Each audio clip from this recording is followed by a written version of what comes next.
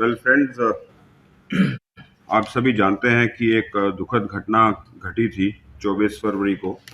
और इंफॉर्मेशन मिली थी एक डेड बॉडी के बारे में, कि जो गंगा लेक का रास्ता है वहाँ अंदर जो बैम्बू के जंगल्स हैं उसमें एक डेड बॉडी लटकी हुई है। तो जैसे इंफॉर्मेशन मिली, हमारा जो पुलिस स्टेशन का स्टाफ था, ओसी समेत एसडीपीओ और एसपी कैपिटल इमीडिएटली मौके पर पहुंच गए। वहां पहुंचकर उन्होंने मौके का मुआयना किया, प्लेस ऑफ अकरेंस जो सीन ऑफ क्राइम था उसको सिक्योर किया। एफएसएल की जितनी कार्रवाई होती है वो सारी की गई, वहां पर फोटोग्राफी की गई, सारी चीज़ों का मुआयना करके एफएसएल द्वारा जांच करवा के जो भी फॉरेंसिक एविडेंसेस वहां से पिक करने थे वो पिक किए गए और डेड बॉडी को इमीडिएटली हॉस्पिटल पहुंचा दिया गया। हॉस्पिटल पहुंचकर वहां पर डेड बॉडी को पोस्टमार्टम के लिए फर्दर सजेस्ट किया गया। और खासकर इस केस में चूंकि ये सारा मैटर सेंसिटिव लग रहा था और डिसीज्ड की पहचान जो हुई थी वो एक under secretary cum assistant controller for examination APPSC Arunachal Pradesh Tuming Gangkak के रूप में हुई थी। तो इसलिए एक बोर्ड बिठाया गया कि पोस्टमार्टम एक डॉक्टर से ना करवाकर बोर्ड ऑफ डॉक्टर्स से करवाया जाए। तो पोस्टमार्टम करवाने की कार्रवाई इसमें की गई। इसमें 174 की हम लोगों ने शुरू में कार्रवाई CRPC के तहत अमल में लानी शुरू की, लेकिन बाद में ये सस्पिशन आया, ये एलिगेशन आया कि शायद ये एक दूसरा मामला हो सकता है, संदिग्ध मामला हो सकता है। तो डिसीज्ड की वाइफ के बयान पर 302 का मर्डर का केस इसमें हमने दर्ज कर लिया। FIR नंबर इसमें 10/23 under section 302 police station Chimpu में केस दर्ज हो गया और एक SIT का गठन कर दिया गया। चूंकि ये चीज़ इम्पोर्टेंट थी, बहुत सेंसिटिव भी थी, तो इसको ध्यान में रखते हुए सीनियर अफसरान ने एक SIT का गठन किया जिसमें 8 मेंबर्स थे, 4 इसमें इंस्पेक्टर्स, 2 सब इंस्पेक्टर्स और बाकी टीम थी। इस SIT ने काम करना शुरू किया। शुरुआत में सबसे पहले जो है इसमें पोस्टमार्टम कराया गया बोर्ड ऑफ डॉक्टर से। उसके बाद जितने भी एविडेंस थे प्लेस ऑफ अकरेंस पे, सीन ऑफ क्राइम पे, वो सीज किए गए। सर्चेस की गई, APPSC ऑफिस में सर्च हुई और हम सभी जानते हैं कि जो डिसीज थे उनके इंक्वायरी में विटनेस थे, इंक्वायरी में उनको शामिल किया जा रहा था, उनसे बातचीत की जा रही थी। तो CBI ऑफिस के अंडर ये इंक्वायरी चल रही थी। तो CBI ऑफिस का भी हम लोगों ने सर्च किया कि ऐसा कोई क्लू या ऐसी कोई बात मिले जिसके कारण से इस घटना का लिंक हो सके। फिजिकल एविडेंसेस चेक किए गए, बायोलॉजिकल एविडेंसेस कलेक्ट किए गए और इलेक्ट्रॉनिक एविडेंस की डिटेल में मैं नहीं ज़्यादा बताऊंगा, बट इलेक्ट्रॉनिक एविडेंसेस जो बेस्ट पॉसिबल हैं हमारे पास या जितना हमारे पास एनालिसिस हो सकता है वो हमने इसमें किया। ये सब करने के बाद लोगों से बयान लिए, लोगों से पूछताछ की, जितने भी कंसर्न लोग थे उन सबसे बात की और पूछताछ भी की गई। अब तक क्योंकि ये बहुत सीरियस घटना थी और हमारी पूरी संवेदना भी डिसीज की फैमिली के साथ है और हम इसको कोई भी ऐसा चांस या ऐसी भी कोई पहलू छोड़ना नहीं चाहते थे जिससे कि कोई किसी चीज़ की कमी रह जाए, खासकर इन्वेस्टिगेशन में। तो सबसे पहले इसका पोस्टमार्टम जो बोर्ड ऑफ डॉक्टर्स ने किया, तो पोस्टमार्टम रिपोर्ट जो उन्होंने दी उसमें उन्होंने लिखा है कि death is due to asphyxia resulting from hanging. हम सभी जानते हैं कि इसमें डिसीज्ड ने 2 कट मार्क मारे थे ब्लेड से। ब्लेड हमें वहाँ मौके पर भी मिला और उसके घर पे जो ब्लेड्स भी हमने बरामद किए गए हैं उसकी लिंकेजेस अभी चल रही हैं। तो जो ब्लेड के मार्क्स थे लेफ्ट रिस्ट पे और राइट लेग नीचे पर, वो they were not enough to cause the death of the deceased. So doctors and board of doctors appoint that the death was due to asphyxia, जिसका दम घुटने से जिसे कहते हैं, उस कारण से इनकी मृत्यु हुई। साथ साथ उन्होंने जितने भी उस पे इंजरी के मार्क्स थे छोटे मोटे दूसरे, और जो मेन दो बड़े मार्क्स थे जो डीप कट थे हाथ में, लेफ्ट रिस्ट में और राइट लेग में, उसके बारे में भी मेंशन किया। और एक चीज लिखी कि इट्स एंटी मॉर्टम हैंगिंग है, कि मतलब आदमी जब हैंग किया गया तो जिंदा था। तो ये बात भी उन्होंने सजेस्ट की है, पोस्टमार्टम ये क्लियरली आया है। और लास्ट में उन्होंने एक लिखा है कि suicidal in nature, suicidal in nature लिखा है, the cause of death was due to asphyxia resulting from hanging by a ligature and suicidal in nature. ये पोस्टमार्टम की रिपोर्ट है। शर्ट जो है इज अ लिगेचर, शर्ट को उन्होंने use किया।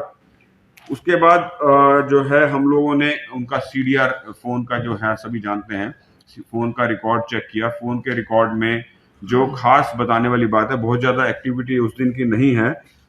उनको 2 कॉल और 1 एसएमएस की एक्टिविटी हमें मिली।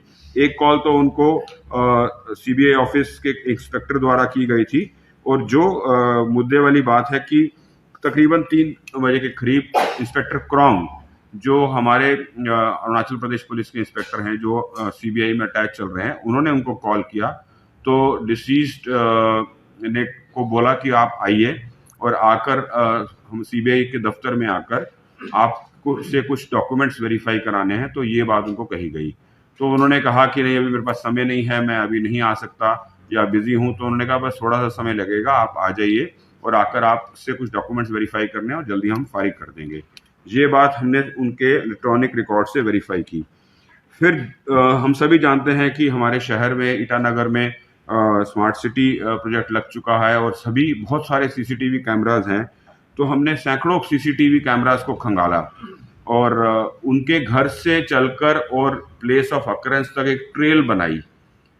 बहुत सारे सीसीटीवी कैमरास में कुछ में फुटेज हमें मिला, कुछ में नहीं मिला, कुछ में कम मिला, लेकिन एक जो ट्रेल बनी वो उससे पता चला कि उन्होंने 16:07 मतलब 4:07 पर अपनी गाड़ी स्कॉर्पियो AR01L 1461 से घर से चलते हैं वो, और कांग्रेस भवन के पास वो तकरीबन 8 मिनट रुकते हैं। 6:25 से लेकर 16:25 से लेकर 16:33 तक, 4:25 से 4:33 तक वो 8 मिनट उस कांग्रेस भवन के पास रुकते हैं। और उसके बाद जो सीबीआई दफ्तर की तरफ जाना है वहां नहीं जाते और वो आगे निकल जाते हैं और गंगा लेक की तरफ चले जाते हैं। ये हमें सीसीटीवी कैमरा की ट्रेल में मिल रहा है। और जो लास्ट हमारी उनकी जो लोकेशन सीसीटीवी फुटेज से आ रही है वो केजी तायम रेसिडेंस नियर गंगा लेक 16:51 4:51 पर वो आ रही है, जो जहां पे उनकी गाड़ी दिख रही है, लास्ट लोकेशन उनकी। उसके बाद गाड़ी उनकी खड़ी हो जाती है, जो करीबन 300 मीटर के करीब प्लेस ऑफ अकरेंस है वो जगह है। तो पूरी ट्रेल जब वो घर से चले, जब वो सीबीआई दफ्तर की तरफ जाना था, फिर बीच में कांग्रेस भवन के पास 8 मिनट के लिए रुके 4:25 से 4:33 तक। उसके बाद आगे जाकर 4:51 पर वो प्लेस ऑफ अकरेंस के पास पहुंच जाते हैं। इस दौरान उनकी गाड़ी के अंदर ना ही कोई घुसता है ना ही कोई बाहर निकलता है। ये अभी तक सीसीटीवी के फुटेजेस में हमारे को मिला है। तो जो है ये 44 मिनट का जो सफर था 4:07 से 4:51 तक, ये उन्होंने कवर किया।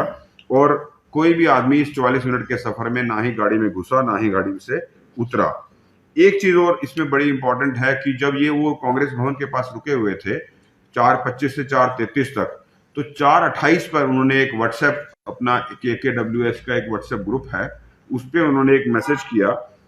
व्हाट्सएप ग्रुप पे लिखते हैं कि esteemed members, I have never been involved in APPSC leakage.